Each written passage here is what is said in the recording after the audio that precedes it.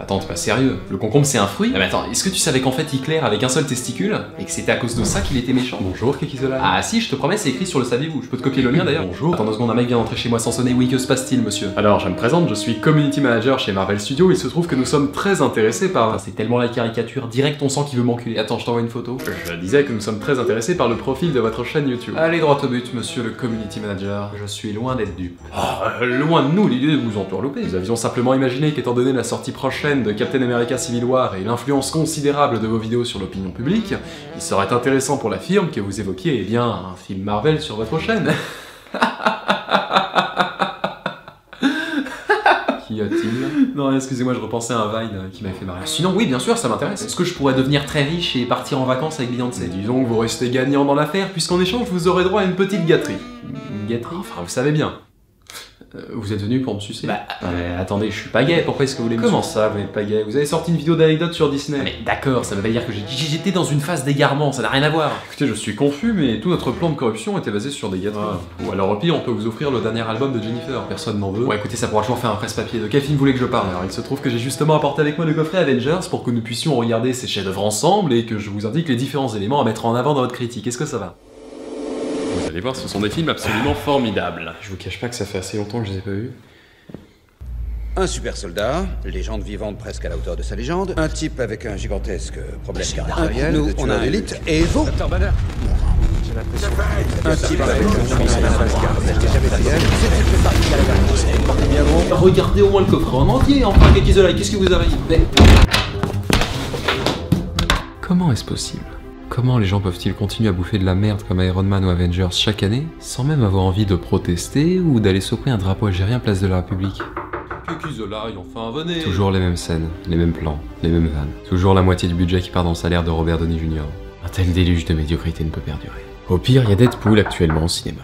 Ouais, bon, ça nécessiterait quand même que je bouge mon cul jusqu'au ciné. Alors qu'à côté de ça, je peux rester allongé sur le parquet et continuer à exprimer mon mépris vis-à-vis de l'humanité tout entière. Ah, on n'est pas trop mal comme ça. Kekizola, enfin venez, à la fin il se tape Gwyneth Paltrow. C'est quand même pas de la merde!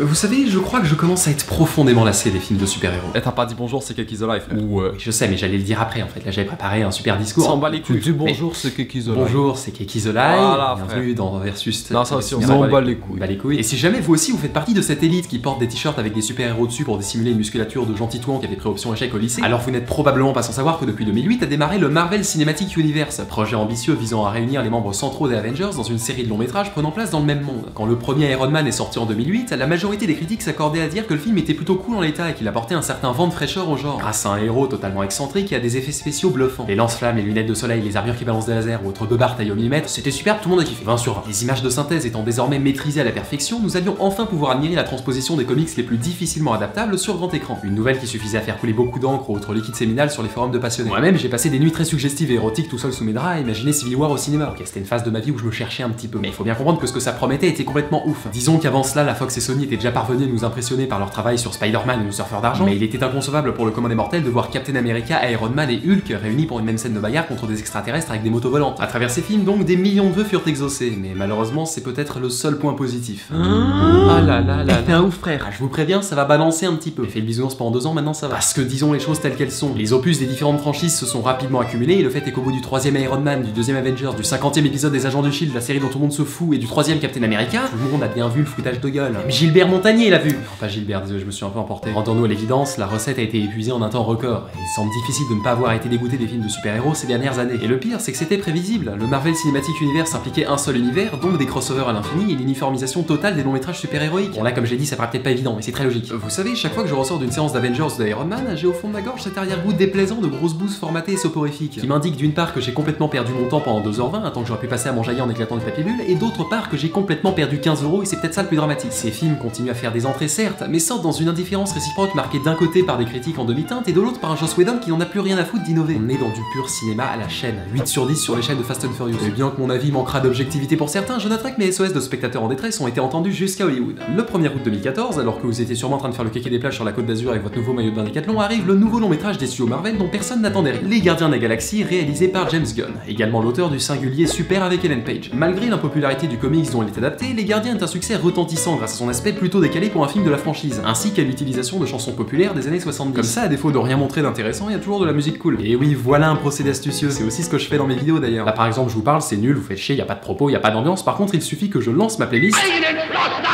Non, attendez, c'était pas le... En tout cas, cet accueil plus qu'élogieux des Gardiens est une preuve que la plupart des spectateurs étaient lassés de la formule Iron Man Avengers. Je dis pas que ce film est ultra original non plus, mais on comprend que n'importe quel vent de fraîcheur dans le paysage super-héroïque est absolument le bienvenu. Et même faites-nous un film avec des caissons à tiroirs télékinésiques, tant qu'il n'y a pas Tony Stark qui raconte sa vie à son putain de robot esclave, je serais ravi. Et ce besoin d'inédit se vérifie à nouveau avec le succès de Deadpool. En l'occurrence, ce dernier ne fait pas partie du Marvel Cinematic Universe, puisqu'il est produit par la Fox, mais le phénomène est le même. Après avoir subi que des films relous pendant 5 ans, les gens sont contents de voir l'arrivée d'un truc original et décalé. Une bulle d'oxygène lors d'une plongée dans les abysses. Oui, on part sur de la grande métaphore. Vous en faites ce que vous voulez, si vous avez envie de disserter dessus. Deadpool, donc, grâce à son humour cynique et ses références pop culture, a rapidement réussi à séduire la génération Y qui s'est révélée très réceptive au film. En ce qui me concerne, j'adore le personnage de Deadpool en comics, mais j'étais jusque-là resté sceptique à propos de son adaptation en long métrage. La promotion, dont le caractère impudent et parodique avait tout pour me plaire, a réussi à me saouler au bout d'une seconde environ. Ça m'était pas arrivé depuis les pubs William Sorin, pour vous donner un ordre d'idée. Voilà, il se trouve que j'ai été pas mal agacé par cette volonté de rendre le personnage de Deadpool instantanément cool auprès de la génération Y. Comme si la Fox cherchait à exploser le plafond de John Situde jusque-là soutenu par Kev Adams et ses sketchs sur les téléphones portables. La communication m'a paru lourdingue et j'ai très vite fini par saturer. Mais tout comme avec les Gardiens de la Galaxie en son temps, ce sont les bonnes critiques de gentils spectateurs très heureux ayant mis 5 étoiles qui m'ont interpellé. À l'occasion de cette vidéo, sachez donc que j'ai fait l'immense effort de mettre ma doudoune, d'ouvrir la porte de cette chambre, de me déplacer jusqu'à mon Gaumont. Là, je vous fais la mise en situation avec Google Street View, j'allais pas sortir, faut pas déconner. Tout ceci dans l'optique de visionner ce fameux Deadpool et de me forger mon propre avis. En rentrant de ma séance, comme vous l'aurez compris, il n'aura pas fallu attendre bien longtemps avant que je fasse le rapprochement avec les Gardiens. Les deux films, par leur ton décalé, ont rafraîchi le paysage super-héroïque au cinéma et ont ringardisé l'Avengers qui était encore top tendance à Chris Evans le plus beau en 2013. Ils s'inscrivent dans un mouvement assez nouveau en misant sur la lucidité des codes de l'industrie et sur la moquerie des stéréotypes. En bref, ces deux films se sont démarqués par leur fraîcheur et leur humour, et je me disais qu'ils méritaient d'être comparés. Le lendemain, alors que je renverse par mégarde mon jus d'orange bio 100% pulpe en prenant mon petit déj, je suis frappé d'un éclair divin et je me souviens que j'ai une chaîne YouTube, ainsi qu'une émission à succès qui s'appelle Versus Time et qui a pour but de comparer des films. Ça tombait drôlement bien. J'ai donc fait la chose la plus évidente sur le moment, nettoyer le sol parce que le jus d'orange ça colle, c'est dégueulasse. Mais juste après, je me suis mis à réfléchir sur une analyse opposant Deadpool aux Gardiens de la Galaxie dans le cadre d'un épisode de Versus Time. Pour votre plus grand plaisir. Aujourd'hui donc, Deadpool versus les Gardiens de la Galaxie. Alors cliquez, partagez, ça fait plaisir. Mon futur robot aspirateur ne va évidemment pas se payer tout seul. Commençons par nous attarder brièvement sur les scénarios. Les Gardiens de la Galaxie nous narrent l'histoire de Peter Quill alias Star-Lord, qui découvre une orbe au pouvoir surpuissant capable de détruire le monde, l'univers, le cosmos et tous ces noms en rapport avec l'espace qu'on sait plus trop forcément à quoi ça correspond. Ce qui est important, c'est que Ronan l'accusateur, un extraterrestre très vénère à la solde de Thanos, un autre extraterrestre très vénère, compte bien récupérer cette orbe pour exploiter ses pouvoirs. Il y parvient à un moment donné du film et Peter Quill, avec l'aide de ses amis Gamora, Drax, Rocket Raccoon et Groot, va alors chercher à empêcher Ronan de devenir le maître de la galaxie, parce que ça foutrait un peu la merde d'un point de vue démocratique. Quant à Deadpool, c'est l'histoire de Wade Wilson, un mercenaire très satisfait de sa condition, mais qui va apprendre du jour au lendemain qu'il est atteint d'un cancer et que ses chances de survie sont aussi maigres que la liste des nouveautés du dernier iPhone. Sauf que, bonheur, joie, gaieté et friandise, un inconnu lui propose de subir un traitement pour devenir un super-héros et obtenir un pouvoir régénératif capable de détruire son cancer. Ce à quoi il répond positivement après quelques jours de réflexion. Il se rend donc au laboratoire pour procéder à la mutation, mais en réalité c'était un piège de gros margoulin. Wade va donc effectivement avoir des pouvoirs, mais le scientifique lui annonce qu'il va surtout faire de lui un esclave. Plus tard dans le film, agacé par ses remarques intempestives, il le placera dans une machine qui aura pour effet d'accélérer sa mutation, mais aussi de défigurer son beau visage d'acteur hollywoodien accoutumé aux séances d'UV. Wade parvient ensuite à faire exploser tout le laboratoire avec une allumette en mode MacGyver, s'échappe et c'est la fin.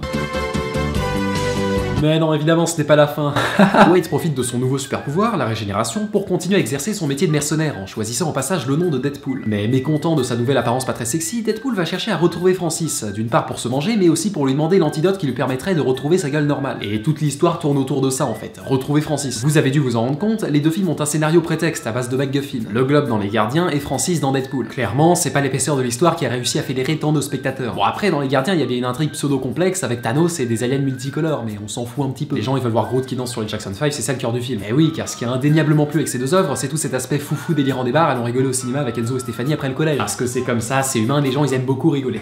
Puis typiquement, elle aime bien rigoler. Et il apparaît que les figures humoristiques les plus évidentes de ces films sont tout simplement leurs protagonistes, Quill pour les Gardiens et Wilson pour Deadpool. En effet, il s'agit de deux personnages atypiques qui déteignent par rapport au sérieux de leur entourage, avec des remarques très décalées et parfois maladroites. Ce sont les anti-héros drôles et un peu losers par excellence, les personnages taillés pour plaire au public. D'ailleurs, leur recul permanent par rapport aux événements renforce beaucoup l'identification. Deadpool, tout comme le spectateur à moitié éveillé qui déglutit ses Smarties, ne prend pas la situation au sérieux et se permet de se faire quelques fantaisies dans sa répartie ou ses actions. J'ai brièvement évoqué leur maladresse et ça tombe bien puisqu'un autre facteur d'identification avec le spectateur est l'inélégance avec laquelle ils deviennent des super-héros. Tout est mis en œuvre pour les ridiculiser, pour en faire des gars presque normaux qui seraient devenus des héros par hasard. C'est d'ailleurs dans cette optique que leurs pseudos sont portés en dérision. Au début, personne n'appelle jamais Peter Quill par son pseudo Star-Lord et la scène où Deadpool trouve son nom est rendue drôle par une hésitation avec Captain Deadpool. Tel des enfants qui jouent aux super-héros et qui évoluent dans une réalité d'adulte, ils peinent à être pris au sérieux. Et justement, en parlant de leur entourage, on va voir en quoi les deux films ont tenté quelque chose d'assez différent. Les Gardiens proposent une galerie de personnages beaucoup plus pittoresque que dans Deadpool, où l'on retient essentiellement ce dernier. En effet, Colossus, la Dame Aveugle ou Negasonic sont avant tout des faire-valoir, des personnages servant à amener des situations cocasses par leur contraste avec Deadpool. C'est le cas dans Les Gardiens avec un personnage comme Gamora, dont la naïveté par rapport aux coutumes terriennes de Star-Lord pourra s'avérer drôle, mais à côté de ça, Rocket reste un personnage amusant indépendamment de Peter Quill. De toute façon, c'est un raton laveur en image de synthèse avec des mitrailles. De base, c'était le meilleur concept du monde. Ensuite, attention, là on parle du comique, mais les deux personnages possèdent également leur lot de passages touchants en traitant de thématiques graves comme le cancer. En général, si tu veux apporter de la profondeur à un film, tu rajoutes un peu de cancer et ça passe. Après, tu peux même gagner un César. Donc pour résumer, alors qu'on verra en Peter Quill une sorte de Jack Sparrow de l'espace et de ce fait un personnage tout public qui sort des petites vannes bien senties de temps en temps, Deadpool reste fidèle à sa personnalité du comics avec des références pointues et des blagues salaces. C'est peut-être un problème du film ça d'ailleurs. Deadpool est finalement plus élitiste, déjà à cause de scènes vraiment trash, mais surtout à cause de son flot incessant de références. Elles sont tellement nombreuses que les dialogues en deviennent souvent confus et superficiels. Même la bande dessinée, dont l'immobilité de l'action permettait d'y insérer des répliques anormalement longues, n'allait pas aussi loin dans le surréalisme. Pendant le film, j'ai eu l'impression que ces blagues référentielles tombaient souvent à plat, non seulement car elles pouvaient s'avérer lourdes, mais aussi parce que les gens n'avaient pas le temps de piger les 12 références présentes dans la même phrase. Chaque petit dialogue insipide, tu sens que les scénaristes ont fait 3 fois le tour d'un centre commercial pour réfléchir à quelle marque ou à quelle personnalité ils pouvaient faire référence. À partir d'un moment, ça se sent trop et ça te sort involontairement du film. Au-delà de la fréquence hallucinante des blagues, la plupart d'entre elles me semblent difficilement compréhensibles quand on n'est pas un branleur de merde qui passe 15 heures par jour sur internet. Bon, évidemment, je peux pas, je dois soulever de la fonte régulièrement. Mais sans déconner, je suis impressionné par ses résultats au box-office parce que le film m'a paru super fermé et élitiste. D'ailleurs, à ma séance, il y avait une vieille dame toute seule au premier rang, mais je sais pas ce qu'elle foutait là. Par contre, à la fin, elle bougeait plus du tout. Elle a certainement fait un AVC, j'ai pas vérifié, j'avais pas le temps. Mais le pire avec toutes ces références, c'est que Deadpool se veut tellement ancré dans la réalité qu'on peut s'interroger sur son éphémérité. En rira-t-on encore dans 10 ans? C'est une excellente question, pleine de bon sens, digne de Laurent Delahousse. Personnellement, je pense que oui, mais on peut légitimement douter, alors que l'humour de Star-Lord traversera les âges avec moins de difficultés. Après voilà, toutes les blagues de Deadpool ne se reposent pas sur des références. Aussi du comique de situation, il y a évidemment des blagues sur le caca, sur les pénis, tous ces trucs auxquels on est très sensible. Le vrai problème de Deadpool, c'est le ton qui n'est basé que sur la blague, au moins les 3/4 du film. Elle est tellement permanente qu'elle engendre selon moi un problème de rythme. À part éventuellement si t'es Cyril Hanouna et que t'as pris tes 200 grammes de coke juste avant, c'est difficile de rigoler très fort sans discontinuer pendant 2 heures. À un moment, ton cerveau il réclame des pauses. Il a besoin de passages plus sérieux pour que les blagues agissent comme une rupture de rythme et deviennent percutantes. Or, ces phases sont à mon sens trop peu nombreuses. Les Gardiens, même s'il est moins hilarant qu'un Deadpool, me paraît plus harmonieux dans son dosage entre humour et sérieux. L'humour des Gardiens repose en effet très souvent sur le désamorçage d'une scène grave et typiquement hollywoodienne à travers une réplique ou une action décalée qui va tourner ce même passage en ridicule. C'est le cas durant la scène où Quill risque sa vie pour sauver Gamora, ou durant la scène où tous les personnages se mettent en cercle pour aller affronter Ronan. Ce genre de procédé, déjà présent dans Avengers, restait malgré tout modéré et anecdotique. Alors que dans Deadpool, il peut pas vraiment y avoir de désamorçage puisque 90% des dialogues sont déjà sur le ton de la blague. C'est en ça que les deux films sont rythmés différemment. Ensuite voilà, les Gardiens proposent également son lot de références, mais ça va plutôt te parler de mecs comme Jackson Pollock, le peintre d'art contemporain. Sur le moment, j'avoue que j'ai pas trop percuté. Alors qu'au moins Deadpool va pas chercher dans de la grande culture. Là, je te dis Clara Morgan, c'est beaucoup plus instantané. En réalité, Deadpool se distingue surtout par son utilisation d'une technique déjà familière au personnage d'origine, le brisement du 4e mur. Conformément à la bande dessinée, de nombreuses scènes viennent détruire la barrière qui sépare le film de la réalité. Ça peut être tout à fait grossier, par exemple quand Deadpool s'adresse directement au spectateur en regardant la caméra, mais ça peut aussi être exécuté plus subtilement via quelques références à la bogossitude de Hugh Jackman, l'interprète de Wolverine. Car je le rappelle, les deux, Wolverine et Deadpool, font partie de l'univers des X-Men. Donc à partir du moment où on évoque Hugh Jackman en tant qu'interprète de Wolverine, il y a un brisement du 4e mur. Mais il est plaisant de constater que les deux films ne se reposent pas uniquement sur leur originalité et leur dialogue cocasse, puisqu'ils s'offrent le luxe de nous proposer un spectacle visuel largement au-dessus de la moyenne avec de bonnes idées de mise en scène. Et bah vous avez vu, je peux également dire des trucs sympas. Bon après là je suis de bonne humeur, j'ai bouffé un magnum entre temps. Alors on n'a pas non plus de coups de génie comme la scène de Quicksilver dans 5e X-Men, mais la plupart des scènes d'action sont jouissives et ne se contentent pas de remplir un cahier des charges à la con. Les deux œuvres se servent d'ailleurs de leur ambiance second degré pour proposer une mise en scène plus décomplexée que dans les autres films de super-héros, avec des ralentis, des punchlines et tous ces trucs magnifiques. Un exemple significatif est l'utilisation presque abusive de musique ironique. Essentiellement des chansons populaires des 70s dans Les Gardiens, plutôt du rap et des petits accords de guitare fragiles à la Kenji Girac dans Deadpool. Et bien que la bande-son reste secondaire dans ce dernier, elle est un élément primordial dans Les Gardiens puisqu'elle reflète la personnalité de Star-Lord. Du coup, le film en profite pour te balancer de la musique absolument tout le temps. Comme un Get Your Love de Redbone pendant l'intro qui pose le ton du film après une première scène dramatique, Hooked on a Feeling de Blue Swede après l'arrivée en prison, et j'en passe. Ce qu'il faut retenir, c'est que ces musiques contribuent grandement au caractère réjouissant de l'expérience, qui aura au moins réussi à séduire notre audition en pliant l'œuvre d'artiste mort. Un peu à la Tarantino. Mais attention, je respecte. Non, parce qu'on n'a pas le droit de toucher à Tarantino. Sinon, il y a toujours des gens qui viennent t'agresser. Ensuite, je trouve qu'on parle beaucoup d'expérience originale depuis tout à l'heure. Cependant, les deux films ne cherchent pas non plus à être révolutionnaires et s'éloignent assez peu des sentiers battus, notamment sur le plan narratif. En effet, dans Les Gardiens de la Galaxie, on a une origin story de 2 minutes, puis on est dans l'histoire. Puis on a la structure en 3 actes, la romance classique, etc. Deadpool alterne entre des passages au présent où il cherche à se venger et des flashbacks où on comprend pourquoi il en est venu à vouloir se venger. Dans les deux cas, c'est du déjà vu. Ensuite, sur le déroulement des événements, les deux films restent conventionnels et se gardent bien de briser les codes du genre. Pour les gardiens, on a la bataille de vaisseau un peu osef, on comprend rien. Deadpool, on a le combat final sur le porte-avions. Voilà, pas de quoi basculer de son siège en se réceptionnant via une roulade. Deadpool est donc rafraîchissant, certes, mais son succès est inquiétant quelque part. Après le ras-le-bol des Avengers, on pourra arriver vers un second cycle d'overdose. Un monde où toutes les phrases comportent 25 références. On avait déjà des nausées pendant le premier cycle, alors je vous promets que celui-ci, ça pourrait être compliqué. En fait, vous savez quoi, j'ai envie que Deadpool soit pris en exemple. Non pas en tant que tel, pour ce qu'il constitue, mais plutôt pour ce qu'il est. Un produit original, comme Batman Begins ou Kick-Ass à l'époque de leur sortie. James Gunn lui-même a tenu un discours similaire récemment, et du coup, ça me permet de faire le lien. Subtil. Merci. Enfin, il y a des gens sympas qui interagissent dans la vidéo, c'était pas arrivé depuis un an. Deadpool risque donc de provoquer une nouvelle mode à Hollywood, et si tout le monde se met à briser le quatrième mur et à faire des blagues sur les dimensions anales de Kim Kardashian, ça va vite devenir très relou. En conclusion, ce que l'on peut tirer de la comparaison de ces deux films, c'est une évolution toujours plus fun et légère du traitement des super-héros. Les Gardiens en a assuré la transition avec un anti-héros mais pas trop, un humour décalé mais pas trop, et Deadpool semble en être l'apothéose. Mon seul regret, c'est que ces deux films s'amusent des codes sans vraiment les briser. Ils se moquent de la structure dans laquelle ils semblent piégés à cause des attentes du public sans pour autant en sortir. Mais ne boudons pas notre plaisir, c'est suffisamment original de voir des films de ce genre. Sur le moment, on trouve même ça très cool et ça nous permet d'oublier les Avengers et rien que ça, Dieu merci. Mais avec des succès aussi incroyables au box-office, nous pouvons craindre la banalisation du cool, des Outsiders et le renouvellement du cycle de l'overdose. Et c'est sur ces belles paroles dignes d'une analyse d'Emmanuel Macron que cet épisode se termine. J'ai beaucoup aimé les deux films et j'ai été agréablement surpris dans les deux cas. Mais bon, il fallait bien que je chipote pendant 10 minutes pour avoir quelque chose à dire. C'était ça où je faisais un top 5 des meilleurs lave-vaisselle. En tout cas, moi je vous dis au revoir et à la prochaine.